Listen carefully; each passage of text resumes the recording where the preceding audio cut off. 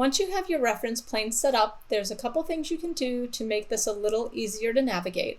So for instance, we actually don't need these grids on if they're making it harder for you to see the background or tell exactly where the lines are. You can go ahead and turn those off by clicking Grid on each feature. And then I want to start with a cylinder. I have a lot of students who've heard of box modeling. They looked up tutorials. I kind of do a modified box modeling. I like the cylinder just because it gives me at least the start of the shape I want to use. So in the top view, I go ahead and I make a cylinder. The size and such doesn't matter quite yet. And then I move it down to about where this character might have a belt. That's really my standard for almost everything I start. From there, I go to this channel box. I make sure my poly cylinder options are selected. Once again, if you need the channel box, you can click this. It should appear. And I changed my subdivision axes down. Now, subdivision axes is really this right here. It's how many subdivisions there are to make this look more like a cylinder. Because remember, a circle is just a shape with a lot of points on it. 3D is going to use the same type of philosophy. So I changed this down to 6. And I do want to be able to split this in half at one point. So I rotate this, usually in my top view, to where that line's about in the middle. And I notice at my point I got about a -34. So I have this split up into 6 pieces. Half of 6 is 3. And so I want this aligned to the closest part of 30 that I can. And that, for me, is -30. Now, once again, if you're like, I don't quite understand the math beyond that, you can put -30 in here, and then we'll go over it. But it really is that this is 360. And so for the most part, each of these are 90 degrees. Then I get multiples of 30.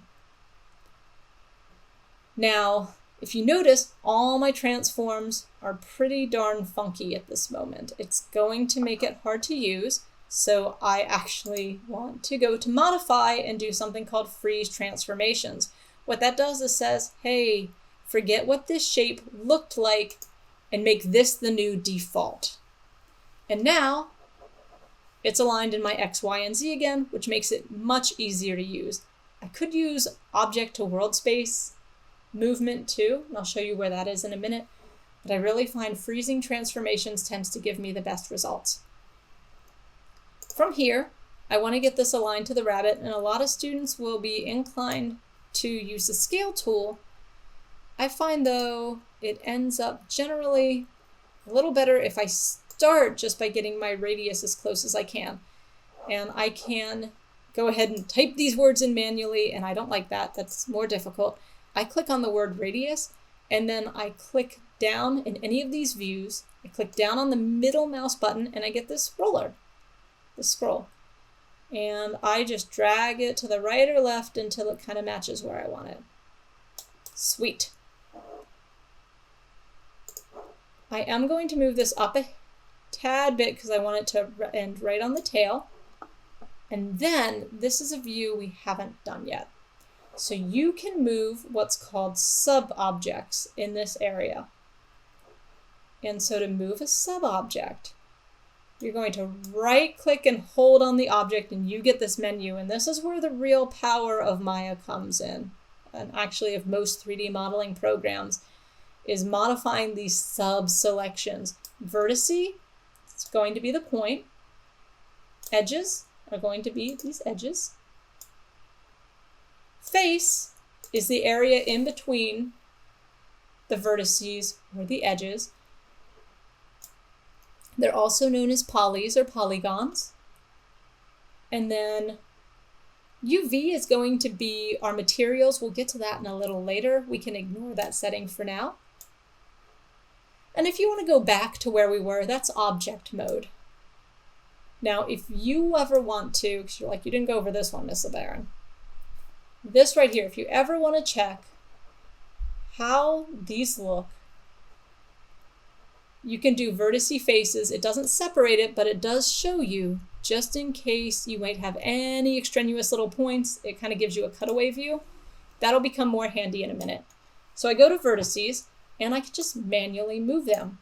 So I can click and move each one individually, and then I would move just that one, and then I would click back here and move that one, and I don't like that view. It's not what I tend to do. If I know I have a symmetrical shape, I almost always drag select and move them together. And in this case, I know I have two sides that are fairly symmetrical. So I would actually drag select this whole entire bottom and use the scale tool. And that tends to be primarily how I model. There we go. I can do the same thing here. Drag, scale in. And as I said, I just want it to look like this bunny has a belt. And that's going to be my first step in modeling this character. Next, we're going to do a lot of work with the faces and get the body blocked out or kind of basically modeled.